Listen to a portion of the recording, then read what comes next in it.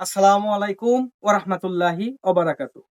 টেপির বাড়ি আয়ুর্বেদিক চ্যানেলের পক্ষ থেকে আপনাদের সকলকে স্বাগতম। সুপ্রিয় দর্শক, সকলে কেমন আছেন? আল্লাহর অশেষ রহমতে আমিও ভালো আছি। সুপ্রিয় দর্শক, উপকার করলে পিঠের ছাল থাকে না। তার বাস্তব একটি প্রমাণ আপনাদেরকে দেখাচ্ছি। এই যে আমার পাশে দেখতে পাচ্ছেন একটি অর্জুন গাছ। এটি মহামূল্যবান একটি ভেষজ উদ্ভিদ, যা বিভিন্ন রোগের ঔষধ হিসাবে ব্যবহার করা হয়। এত ঔষধি গুণ সম্পন্ন বিদায় যা মানুষের উপকার করে।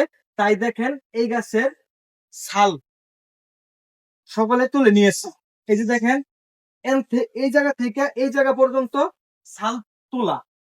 তারপরে আবার হয়তো আস্তে আস্তে এই ছালগুলি গজিয়েছে। এই যে দেখেন, এগুলি তোলা।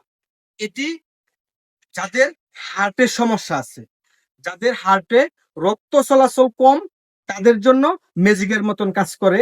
ইউনানি এবং আয়ুর্বেদিক চিকিৎসা শাস্ত্রে এটি হৃদরোগের চিকিৎসায়, হার্টের চিকিৎসায় এবং নানাবিধ চিকিৎসায় ব্যবহার করা হয়।